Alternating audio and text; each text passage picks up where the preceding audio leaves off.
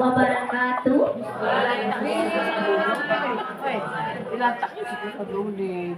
Pertama-tama marilah kita puji syukur kita kehadiran Allah Subhanahu wa taala karena atas rahmat dan berkatnya pada hari ini serta kenikmatan kesehatan yang masih diberikan kepada kita sehingga kita masih bisa berkumpul di sini untuk melaksanakan pengimbasan Ibu Haslinda, pengimbasan budaya positif modul 1.4. Semoga dilancarkan semuanya dan tidak lupa sampaikan salam dan salam kita kepada Nabi besar Muhammad Shallallahu Alaihi Wasallam dengan melafazkan Allahumma sholli ala Muhammad wa ala acaranya yang pertama kita langsung mendengarkan kata sambutan dari Ibu Kepala Sekolah. Pada Ibu Kepala Sekolah kami persilakan.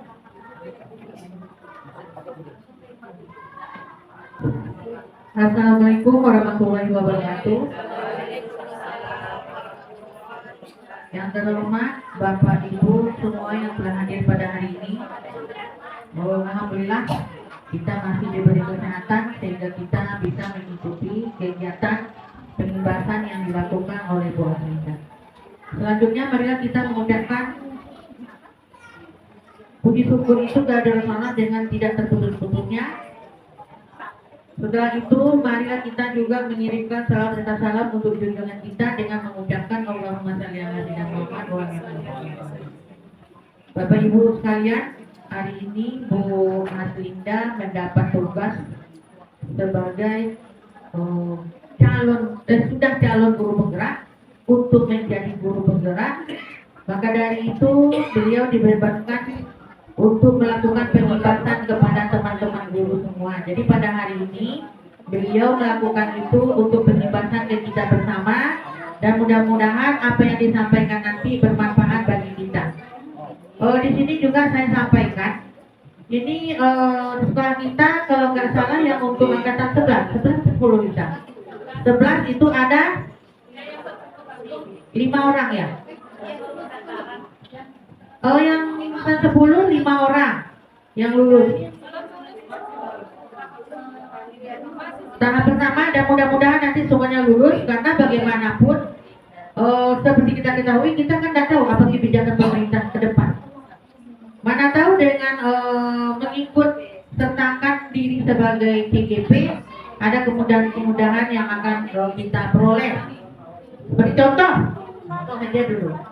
Hari ini Bapak Ibu sebagai guru kontrak, sebentar lagi akan ada pengumuman tentang P3K. P3K itu ASN. Malah sekarang ada rencana malah sudah disahkan kabarnya undang-undang ASN.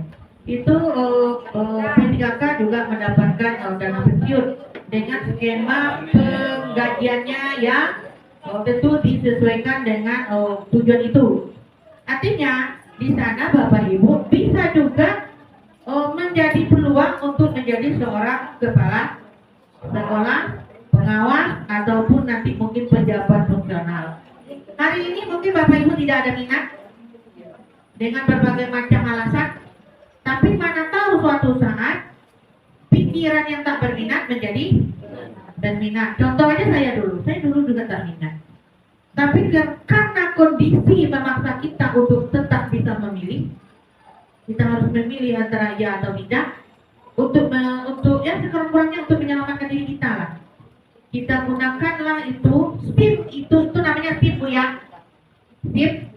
Kita belum punya mobil, tapi bolehlah kita menyiapkan SIM untuk nyetir mobil? Boleh. Nah, sama dengan itu. Siapkan dulu menjadi OGP supaya besok bisa menjadi kepala sekolah, pengawas atau pejabat fungsional yang pada masa nanti akan menjadi prioritas kita. Hari ini tidak menjadi prioritas, besok mana tahu menjadi prioritas dan kita sudah memiliki SIM ya Bu ya.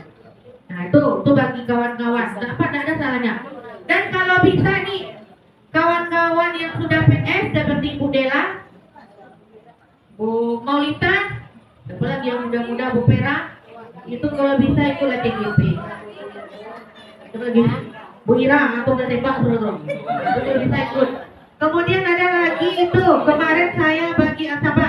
Atika kemarin minta izin untuk bagikan link menjadi validator PMF. Saya bilang sama Atika, bagikanlah, mana tahu ada teman-teman yang minat. Bagi Bapak Ibu yang sudah 7 topik selesai, kerjakanlah itu. Ikut aja lah. Ikut aja jadi validator itu. Mana tahu di sana kita dapat pertama finansial kita dapat. Satu aksi nyata sekian honornya, tapi saya nggak tahu berapa honornya.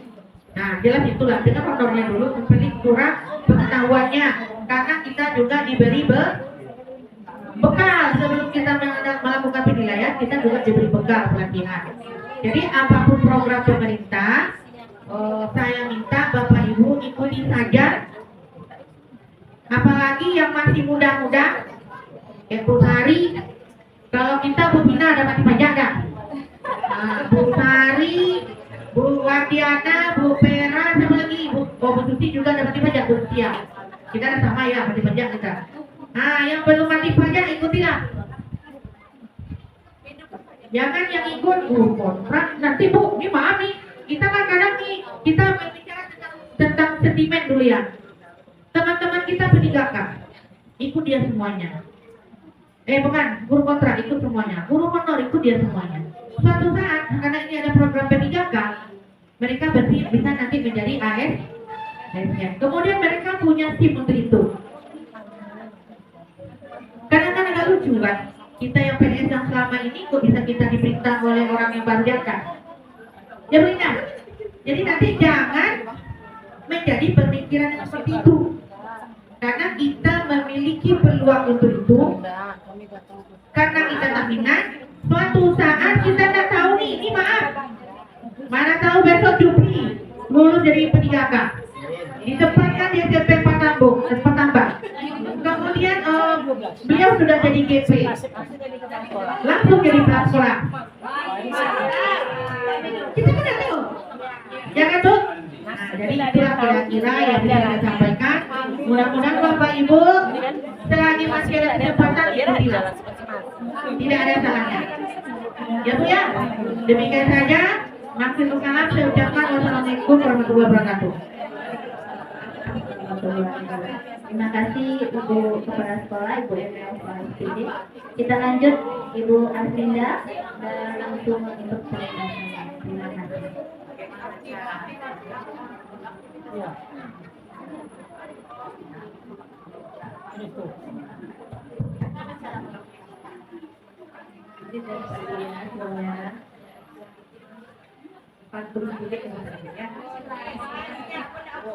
Air beriak tanda tanda, air enak ibu beriak.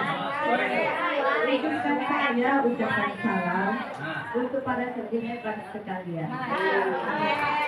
Assalamualaikum warahmatullahi wabarakatuh.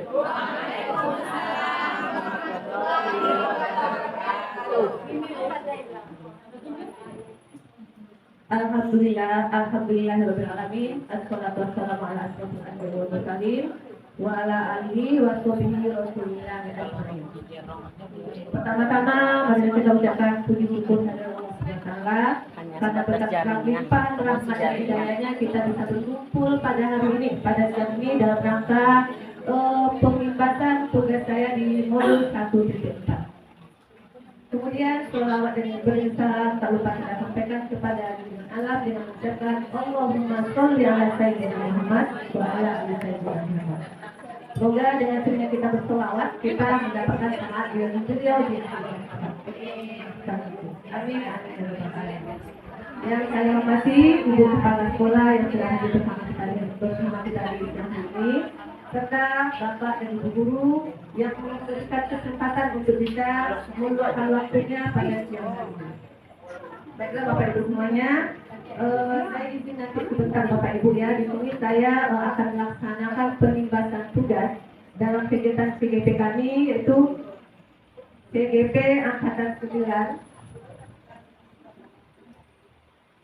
Nah di sini saya akan mengadakan penimbasan untuk modul 1.4, yaitu tentang Oke, saya adalah CDP Angkatan 9 dari UPT SMP Negeri Tambang, Kabupaten Kampar akan melaksanakan penugasan melaksanakan tugas aksi nyata pada modul 1.4 yaitu budaya positif. Dari sini nanti ada 6 materi yang akan saya sampaikan berhubungan dengan budaya positif. Yang pertama adalah tentang isi hidup positif itu sendiri. Yang kedua, motivasi perilaku manusia. Yang ketiga, keyakinan kelas. Yang keempat, kebutuhan dasar manusia.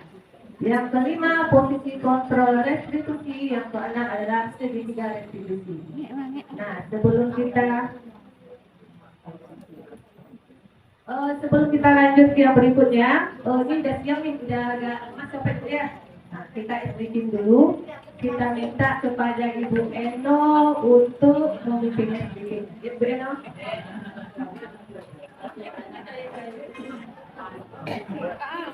Tugas yang gini ko di mana? Di mana?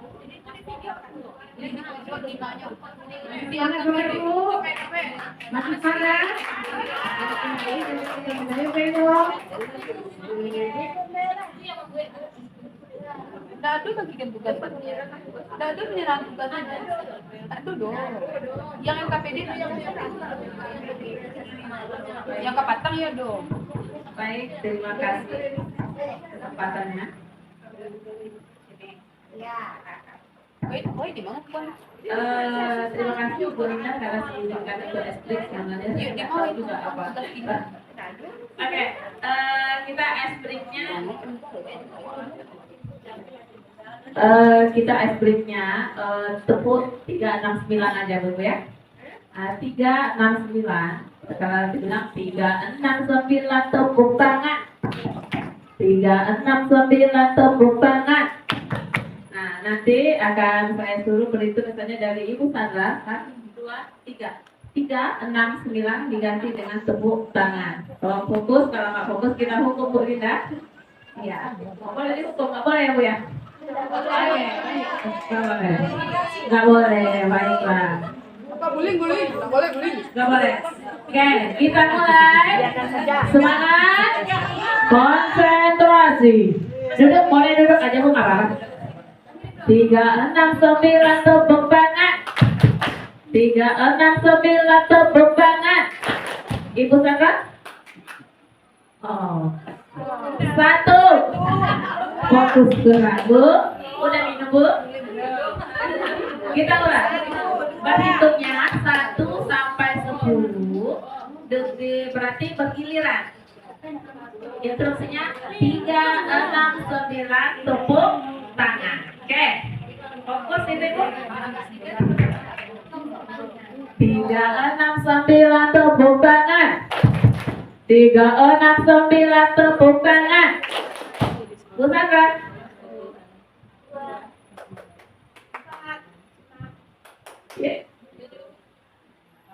Mak. Apa? Ya, tepuk tangan untuk semua. Oke, alhamdulillah sudah konsentrasi. Terima kasih.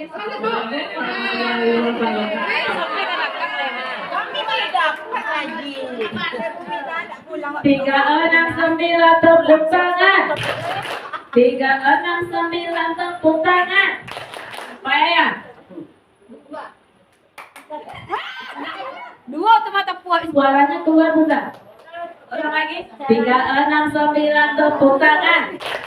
369 tepuk tangan. Maya. 4. 5. 10.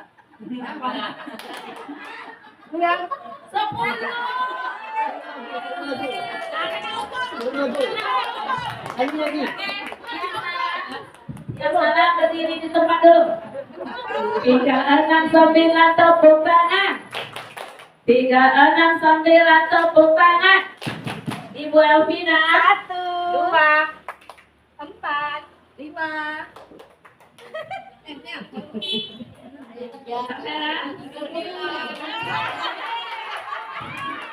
Bu Merah berdiri di tempat.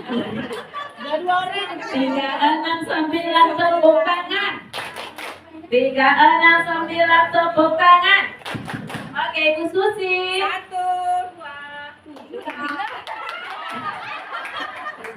Makin terangkan makin kurang fokus. Oke. Jangan ada rumah. Oke, baik. Ini saya rasa sudah fokus semua. Satu lagi aspeknya boleh. Jangan lupakan orang ketiga. Orang pertama Ibu Wahyu, orang kedua Ibu Emelva. Siapa orang ketiga? Ibu Eka? Betul. jangan dibuat juga lagi. Jangan lupakan orang ketiga. Orang pertama Bapak Jufri. Orang kedua Bapak Yahya. Siapa orang ketiga, Bu Yun? Wahidah. Bu Yun? Bu Yun? Kenapa Bu Yun? Jangan, mohon konsentrasi, dengar instruksi saya baik-baik. Jangan lupakan orang ketiga. Orang pertama Ibu Haslinda, orang kedua Ibu Susi. Siapa orang ketiga, Ibu Iin? Salah. Ayo, siapa yang bilang salah angkat tangan? Oke, alhamdulillah sudah mulai konsentrasi. Orang pertama Ibu Alma, orang kedua Kandarita. Siapa orang ketiga, Ibu Asmida? Bu Yanti. Salah.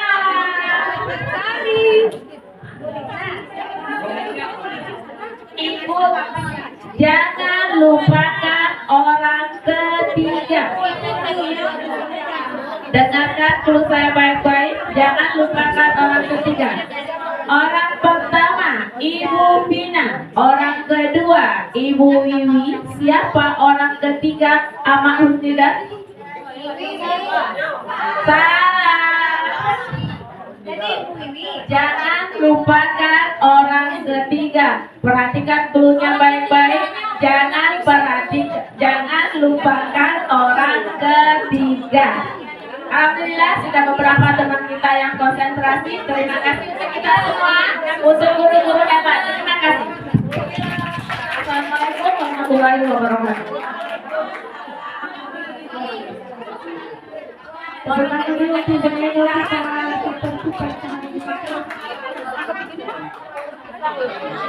Ibu kita kembali ke materi kita. Terima kasih Bu Eno.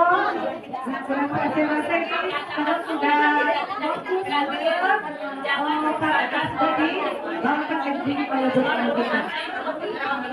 Masuk bagian yang pertama.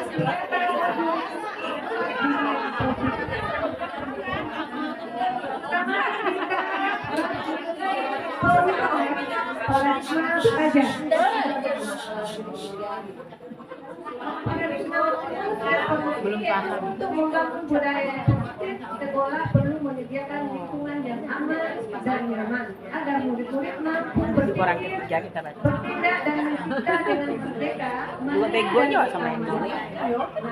Strategi yang digunakan atau diperlukan adalah meninjau ulang adalah bentuk disiplin yang dilakukan selama ini di sekolah kita.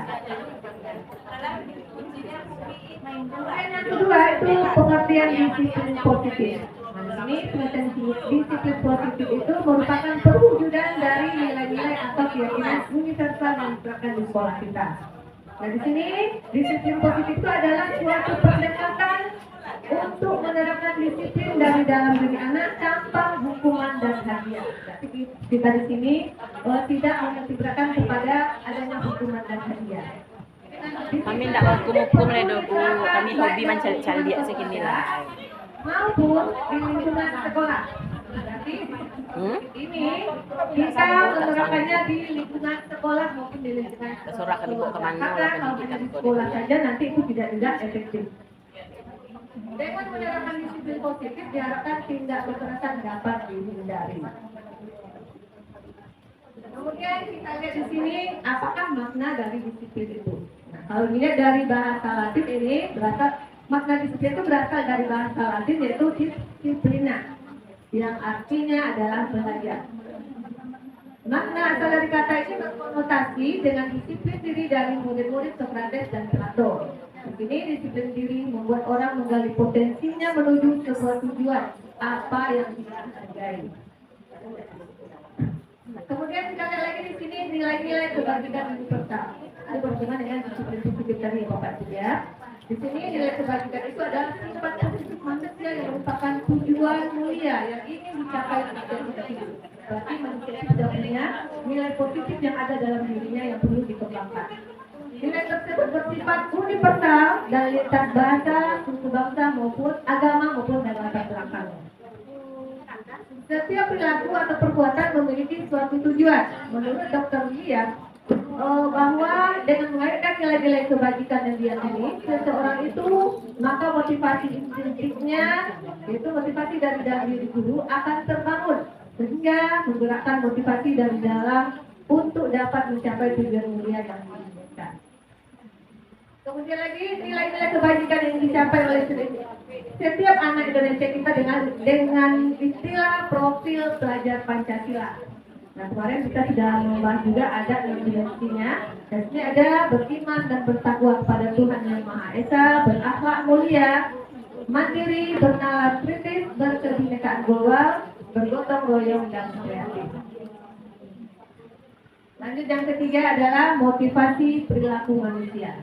Manusia ternyata ada motivasinya dalam bertindak atau berbuat. Nah di sini berdasarkan teori motivasi itu dibedakan menjadi 3 jenis. Yang pertama itu untuk menghindari ketidaknyamanan atau hukuman. Di sini mereka akan berkata apa yang akan terjadi apabila saya tidak melakukannya. Tapi ini sifatnya adalah bersifat eksternal. Kemudian yang kedua untuk mendapatkan imbalan dari orang lain atau institusi. Nah, orang berperilaku seperti ini dia nanti akan mengatakan apa yang akan saya dapatkan apabila saya melakukannya. Tapi ini ada motivasi yang bersifat eksternal di sana. Kemudian yang ketiga untuk menghargai diri sendiri. Nah inilah yang diharapkan Bapak Ibu ya. Di sini nanti dia akan mengatakan saya akan menjadi orang seperti apa bila saya melakukannya. Jadi ada tujuan dari disiplin positif yang sebenarnya bersifat motivasi internal. Inilah tujuan yang pertama yang diharapkan. Kita lihat satu persatu yang tadi Bapak Ibu. Yang pertama tadi untuk menghindari ketidaknyamanan atau hukuman. Kita melihat nih anak kita dia kadang berbuat sesuatu itu karena mungkin untuk menghindari adanya hukuman atau menghindari ketidaknyamanan. Nah di sini biasanya orang yang motivasi perilakunya untuk menghindari hukuman atau ketidaknyamanan akan bertanya apa yang akan terjadi apabila saya tidak melakukannya. Berarti ini bersifat tadi motivasi apa nih Pak Ibu? Motivasi eksternal. Sebenarnya mereka sedang menghindari permasalahan yang mungkin muncul dan berpengaruh pada mereka secara fisik, psikologis maupun tidak terpenuhi kebutuhan mereka. Bila mereka tidak melakukan tindakan tersebut, maka motivasi ini bersebut dengan motivasi yang bersifat eksternal atau dari luar. Kemudian yang kedua, motivasi kedua adalah untuk mendapatkan imbalan ataupun penghargaan dari orang lain. Ini juga tadi bersifat motivasi eksternal. Nah di sini satu tingkatan posisinya di atas motivasi yang pertama tadi. Kalau tadi dia menghindari hukuman, yang kedua ini dia untuk mendapatkan imbalan atau penghargaan dari orang lain. Ini juga sifatnya motivasi eksternal. Nah di sini orang yang dengan motivasi ini akan bertanya apa yang akan saya dapatkan apabila saya melakukannya. Berarti dia ada mengharapkan sesuatu dari orang lain. Kemudian mereka melakukan sebuah tindakan untuk mendapatkan pujian dari orang lain yang menurut mereka adalah itu yang penting bagi mereka. Mereka juga melakukan sesuatu untuk mendapatkan hadiah, pengakuan atau imbalan. Juga termasuk tadi ke dalam motivasi yang bersifat eksternal. Oke, motivasi kedua. Lanjut yang ketiga, untuk menjadi orang yang mereka inginkan dan menghargai diri sendiri dengan nilai-nilai yang mereka percaya. Inilah yang diharapkan dari motivasi yang ketiga tadi. Yaitu orang yang motivasinya akan bertanya, akan menjadi orang seperti apa saya bila melakukannya. Berarti ini dari dalam diri mereka munculnya. Kemudian mereka melakukan sesuatu karena nilai-nilai yang mereka yakini dan hargai Mereka melakukannya karena mereka ingin menjadi orang yang melakukan nilai-nilai yang mereka yakini bersifat internal. Ini adalah motivasi yang membuat seseorang itu memiliki disiplin positif. Jadi kalau sudah ada di dalam dirinya, maka akan menjadi disiplin positif yang sudah menjadi terbiasa mereka lakukan dalam diri mereka. Lanjut yang berikutnya kita bahas sedikit mengenai bentuk program kebajikan atau apresiasi. Yang perlu kita lakukan nih, dalam memberikan apresiasi atau pengakuan perlu diingat beberapa hal. Yang pertama itu berilah dukungan yang secara khusus. Yang kedua, beri pengakuan secara pribadi. Yang ketiga, beri pengakuan kepada semua murid secara bergantian. Yang keempat, beri pengakuan secara konsisten. Kemudian terakhir fokus pada prosesnya. Di sini contohnya. Di sini ada 3 contoh pengakuan ataupun apresiasi kebajikan yang kita berikan. Itu adanya pembuka, nilai kebajikan, dan situasi. Nah, pembukaan di sini pertama, kemarin saya perhatikan rasa empatimu besar sekali pada saat menolong murid baru di kelas kita. Berarti di sana nilai kebajikannya apa tuh Bapak Ibu? Yaitu nilai kebajikan adalah rasa empati. Kemudian yang kedua, saya menghargai kepedulianmu pada saat kamu membantu teman-temanmu di tugas kelompok. Ada nilai kebajikannya kira-kira Bapak Ibu? Ada, yaitu kepedulian, itu peduli. Dan yang ketiga, terima kasih untuk rasa tanggung jawabmu pada saat kamu memungut kertas-kertas yang berserakan di lantai. Tidak ada yang kebalikannya. Itu rasa tanggung jawab atau bertanggung jawab. Di sini ada tugas di perbedaan hukuman dan konsekuensi. Ada di sini Bapak Ibu ya. Di sini ada beberapa item tentang apakah itu termasuk ke hukuman atau konsekuensi. Yang pertama, mencatat 1 kali di dalam buku kalimat, saya tidak akan terlambat lagi karena terlambat ke sekolah. Nanti kita masukkan dari bagaimana. Yuk coba dilihat dulu Bapak Ibu semuanya 1 sampai ke bawah itu ada berbagai macam kategori apakah ada termasuk hukuman atau konsekuensi. Ada yang bisa menjawab Bapak Ibu? Nomor 1 hukuman. 1 hukuman. Nomor 1 hukuman. 1 hukuman. Ya. Karena Ibu Linda membacakan, makanya saya bisa menjawab. Karena nggak bisa. Oke, satu hukuman begitu ya. Oke, kita coba yang kedua lagi. Lari mengelilingi lapangan basket 2 kali karena terlambat hadir di sekolah. Kira-kira apa itu? Hukuman atau konsekuensi? Hukuman. Masuk hukuman juga. Oke, kita ke berikutnya.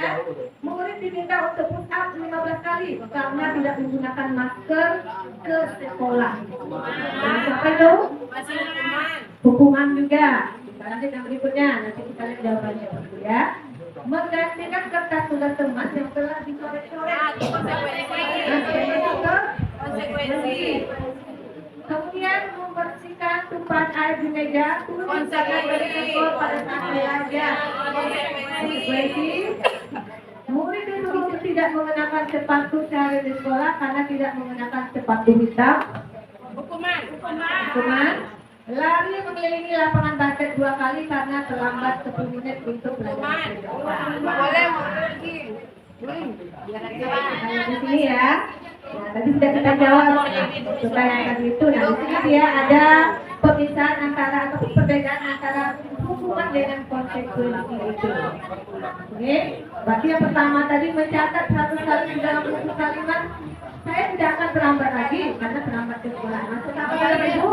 Apa punya Bapak kasih ke dalam hukuman?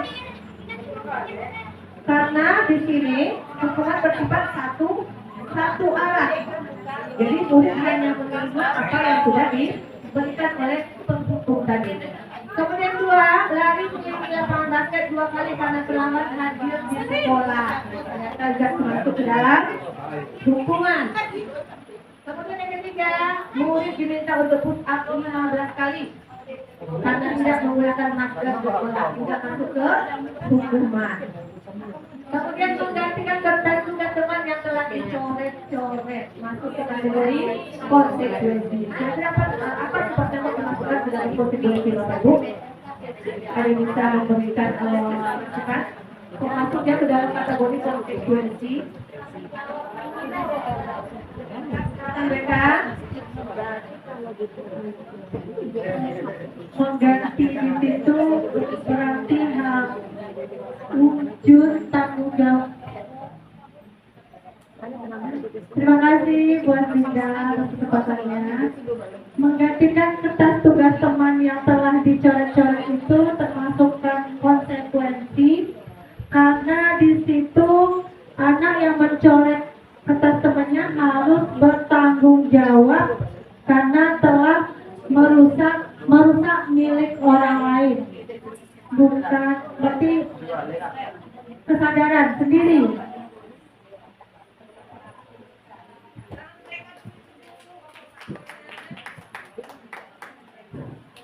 Terima kasih Bu Rita. Di sana dari Bu Rita mengatakan sadar rasa tanggung jawab ya Bu Rita ya.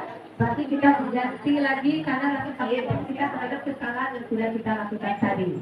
Kemudian yang kedua tadi membersihkan tumpahan air di meja tulis karena tersebar pada alat belajar. Ini juga termasuk ke dalam kategori konsekuensi karena ini adalah juga rasa tanggung jawab. Kemudian yang bawah lagi mulai itu tidak menggunakan sepatu seharian di sekolah karena tidak menggunakan sepatu berita. Ini masuk ke dalam kategori hukuman karena itu juga bersifat satu arah. Yang terakhir di bawah lari mengelilingi lapangan basket 2 kali pada selamat 10 menit untuk pelajaran PJOK. Itu adalah konsekuensi rutin di sini pelajaran PJOK sudah membuat sebelumnya kesepakatan maka diberikan hukuman. Kalau udah kesepakatan, tapi kalau seandainya sebelumnya ada dua kesepakatan, saya mau dibuat. Sekarang kita ada di sini tabel perbedaan antara hukuman dengan konsekuensi tersebut. Kalau hukuman itu biasanya sesuatu yang menyakitkan harus terjadi. Sementara konsekuensi itu adalah sesuatu yang harus terjadi. Kemudian hukuman itu membuat anak sakit fisik maupun hati untuk jangka waktu yang lama. Tapi dia membesar ini, mungkin secara fisiknya ataupun secara fisiknya. Sementara konsekuensi membuat anak bahkan tidak nyaman dalam jangka waktu yang pendek karena konsekuensi yang sudah diterapkan tadi. Kemudian yang ketiga, anak seperti kedisiplinan. Pada konsekuensi, anak menghargai yang namanya disiplin karena sudah menjadi kebiasaan ataupun budaya positif bagi dalam diri mereka.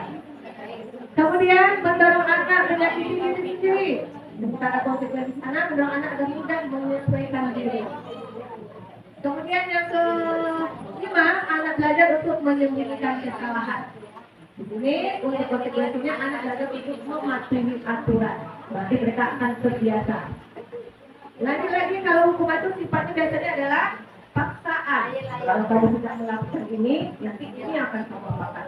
Sementara pada konsekuensi adalah stimulus tanggapan.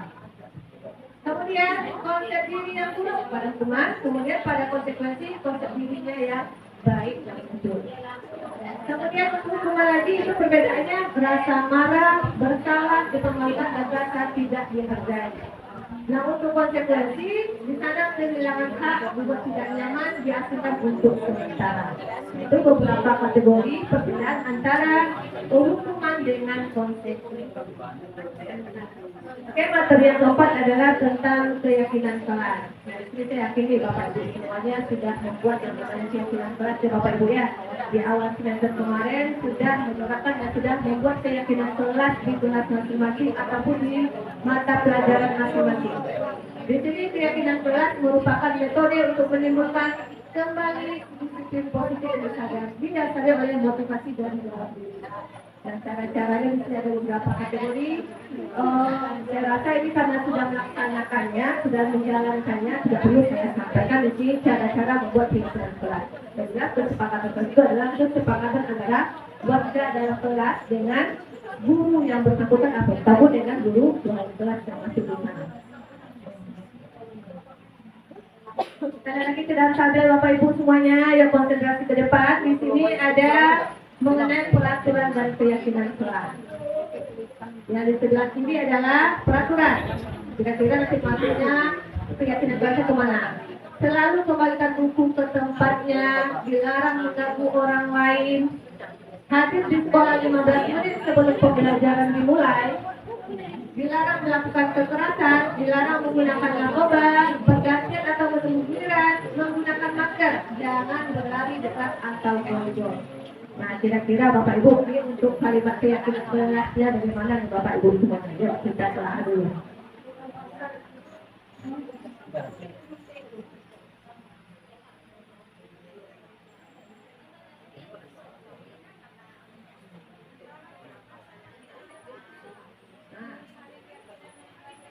Ya, karena sini di kalimat sebelah itu adalah peraturan. Peraturan sifatnya itu nanti ada hukumannya, sebenarnya tidak dilakukan.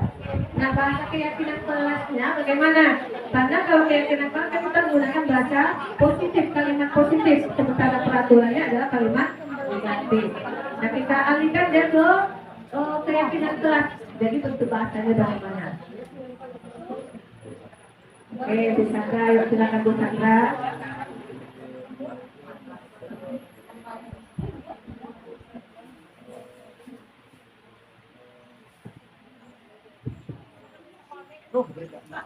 Untuk keyakinan kelas tentang peraturan selalu kembalikan buku ke tempatnya. Keyakinan kelasnya mengembalikan susunlah buku yang rapi pada tempatnya. Susunlah buku yang rapi pada tempatnya. Bagaimana Bu Linda? Saya mau menambahkan dulu Bu Sandra ya. Yuk, Bu Eka, silakan Bu Eka.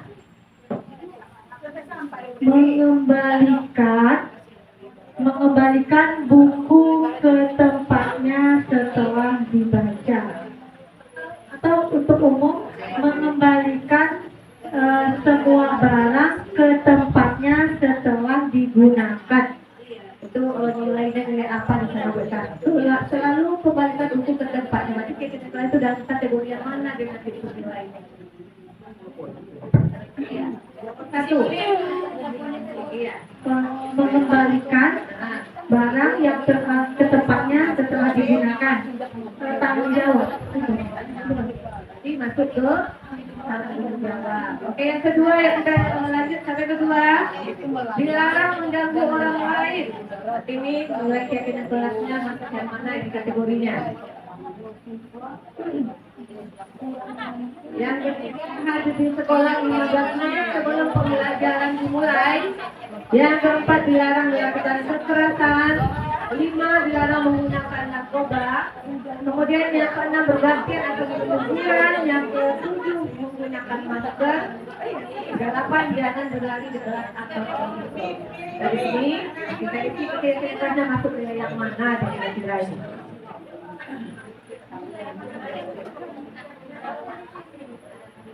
Masukkan ke keyakinan kelasnya tuh. Keyakinan kelas sekolah mereka. Nah, ada peraturan. Nah, kita isi keyakinan kelasnya. Kalau sudah kita masih kalimat negatif itu, jadi masuk ke keyakinan kelas.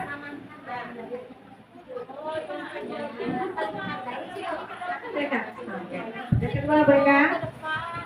Dilarang mengganggu orang lain, berarti menurut saya keyakinan kelasnya itu saling menghargai gitu ya. Oke, lanjut. Yang nomor 3 kira-kira apa lagi? Di sekolah 15 menit sebelum pembelajaran dimulai, keyakinan kelasnya disiplin. Oke, kita lanjut yang keempat. Yang ketiga disiplin ya. Dilarang melakukan kekerasan dengan saling menghargai ya. Ya, benar. Dilarang melakukan kekerasan. Kira-kira nilainya apa itu?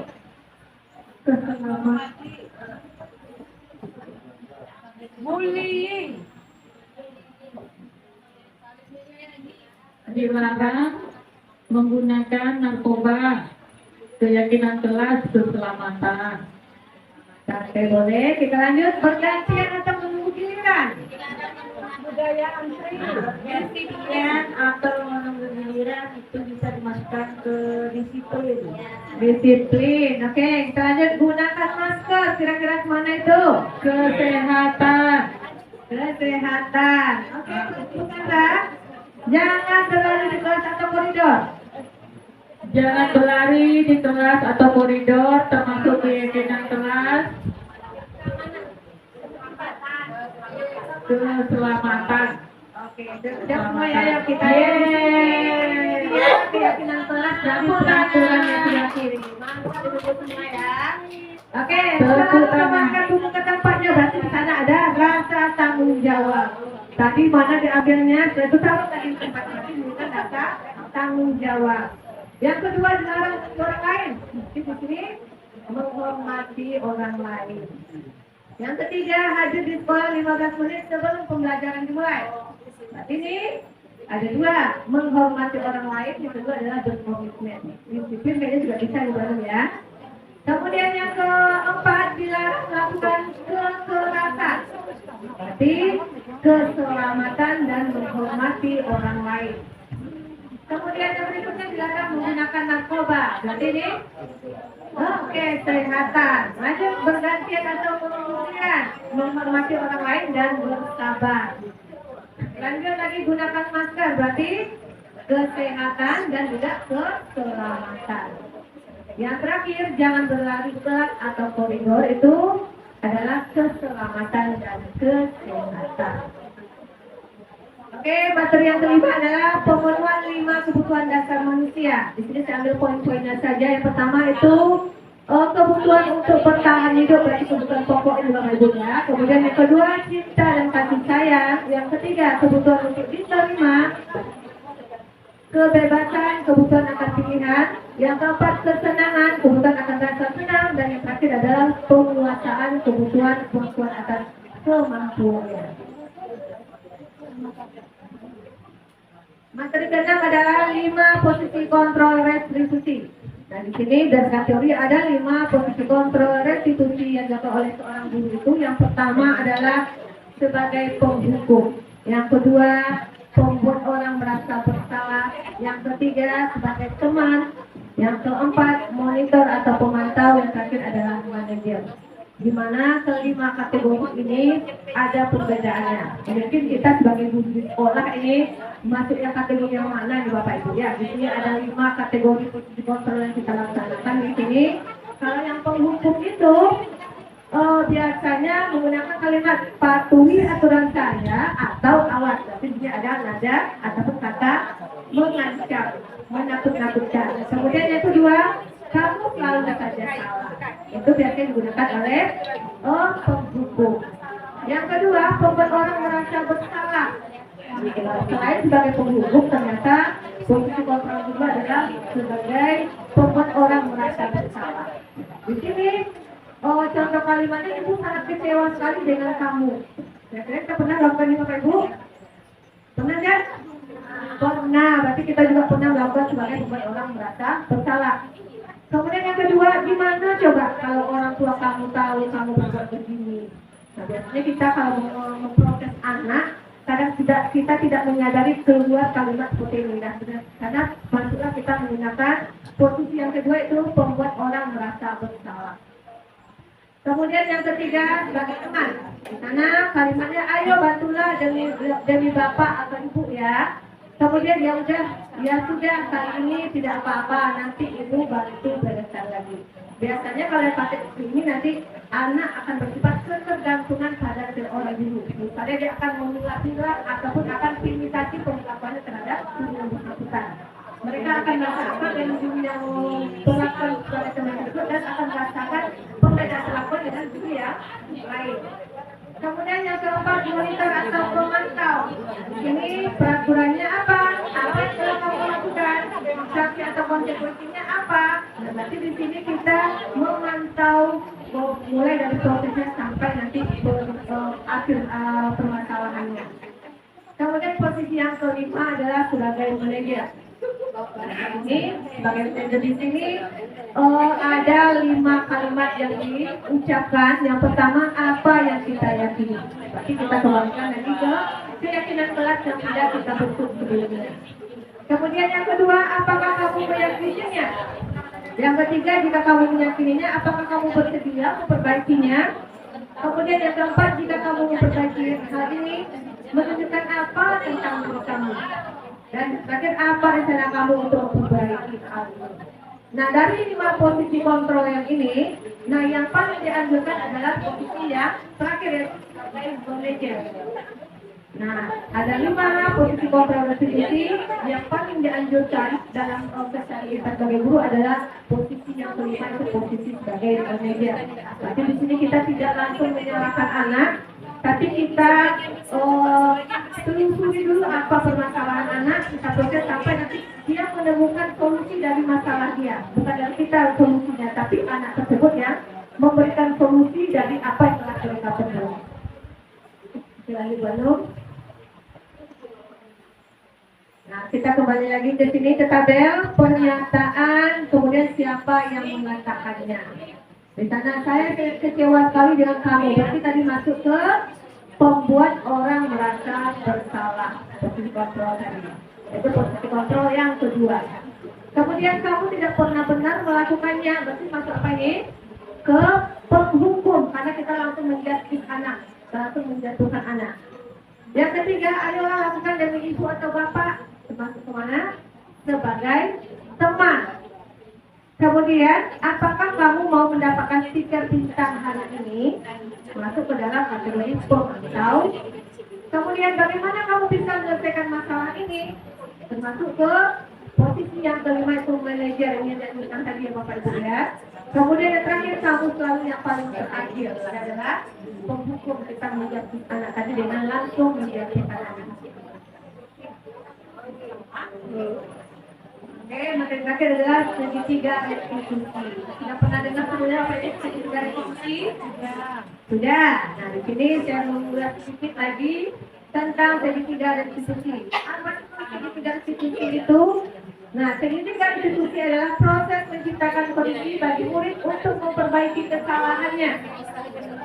Langkah-langkahnya ada 3. Yang pertama itu adalah menstabilkan identitas terlebih dahulu.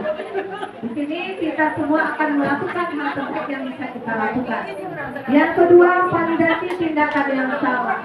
Semua pelaku memiliki adanya alasan. Kemudian yang ketiga, menanyakan keyakinan kelas. Kita semua memiliki motivasi internal. Kita boleh lihat dalam bentuk gambar segitiganya. Nah, ini dia bentuk segitiga restitusi. Di sini segitiga restitusi ada 3 langkah tadi. Yang pertama, menstabilkan identitas. Yang kedua, validasi tindakan yang salah. Yang ketiga, menanyakan keyakinan kelas. Jadi masing-masing poin itu ada kalimatnya yang berbeda dalam penyelesaian masalahnya.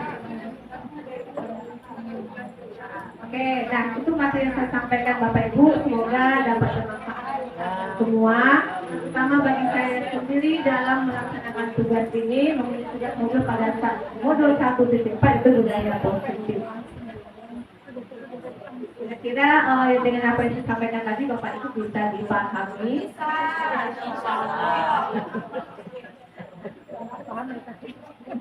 Baiklah, sebagai penutup ini Bapak Ibu tadi saya awali dengan pantun, sekarang saya tutup lagi dengan pantun.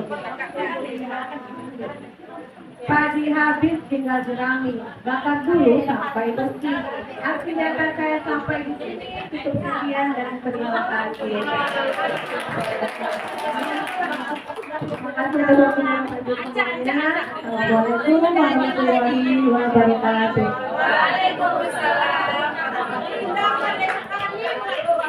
Ya, terima kasih Bu Arvinda, pembahasan yang luar biasa tentang budaya positif ya Bapak Ibu ya. Semoga apa yang diberikan oleh Ibu Arvinda akan kita jalankan budaya positif di sekolah kita sehingga pembelajaran kita menjadi nyaman. Terima kasih Bapak Ibu atas kesempatannya.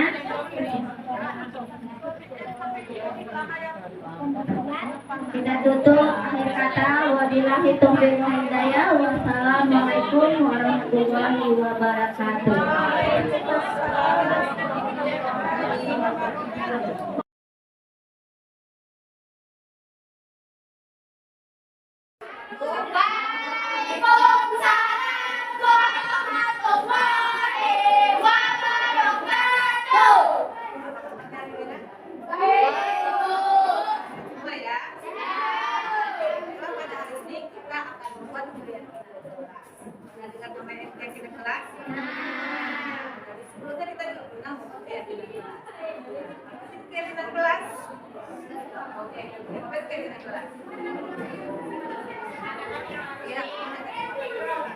Nah, yang pimpinan kelas ini tidak beda jauh dari cuma ada pendekkan sedikit.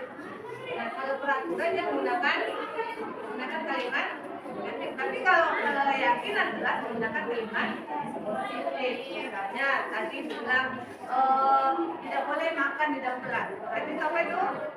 Peraturan. Peraturan itu lebih ke menggunakan kata kalimat positif. Nah, kalau sebagai yang keras tidak menggunakan kalimat, nanti kalian akan buat kalimat akan mengajukan surat pendapatnya. Jadi kok akan membagi kitab ini pada isi masing-masing satu orang isi namanya dulu nanti. Setelah itu kalian menempelkan di surat pendapat depan. Nanti saya coba kita pilah-pilah, kita kelompokkan menjadi keyakinan surat kita. Paham kan? Oke, silakan isi ya.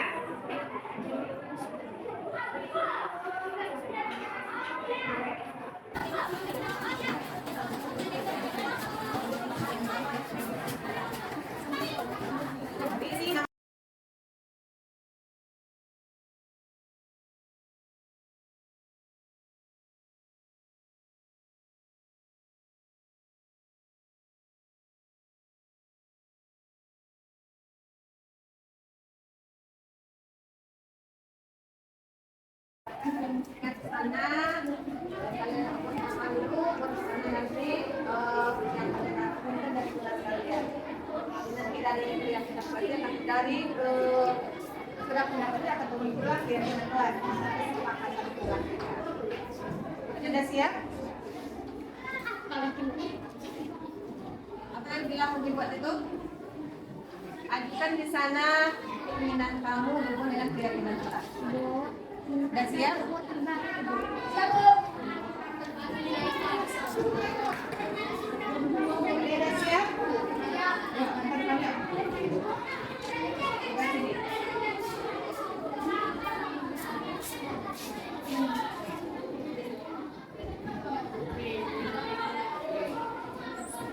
Lagi? Yuk, tempel Pak.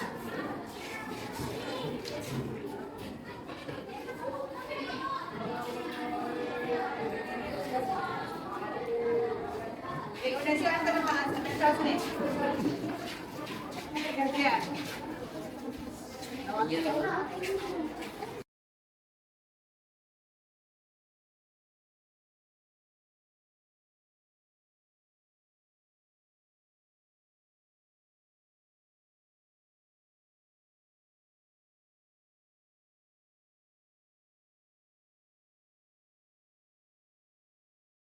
Sampaikan di sini, masing-masing kalian sedang mengumpulkan.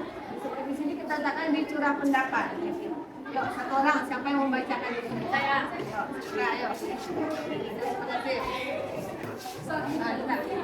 Ini aja. Ada usahakan tangan. Ayo. Jurah pendapat. Bahkan pendengar yang lainnya. Jurah pendapat. 1. Tidak boleh mencoret-coret dinding dan meja di kelas. 2. Disiplin dan tepat waktu. 3. Tidak boleh mengejek nama orang tua. 4. Tidak membeda-bedakan teman. 5. Jagalah kedamaian kelas. 6. Bebas mengeluarkan pendapat serta ikut dalam pelaksanaan musyawarah. 7. Tidak mengejek nama orang tua. 8. Selalu berpakaian rapi dan lengkap. 9. Tidak boleh memilih-milih teman dan membeda-bedakan satu sama yang lain. Sedangkan ini kita menempelkan ke keyakinan kelas kita.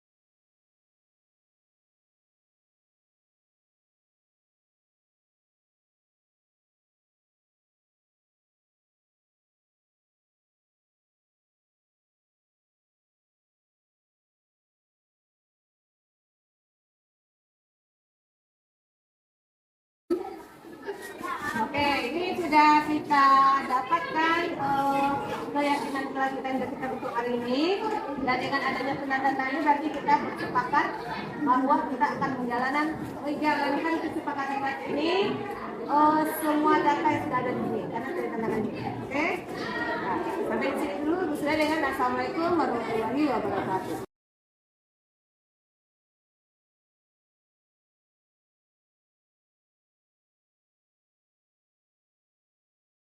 Nama saya Ratu Adila. Perasaan saya saat membuat keyakinan kelas sangat senang. Keyakinan kelas penting dilakukan karena dapat membuat lebih baik lagi. Terima kasih. Nama saya Kamala. Perasaan saya saat membuat keyakinan kelas karena keyakinan kelas penting dilakukan karena dapat membuat lebih baik. Terima kasih. Nama saya Kartika Adriana. Perasaan saya saat membuat keyakinan kelas sangat senang. Keyakinan kelas penting dilakukan karena dapat membuat lebih bertanggung jawab. Terima kasih.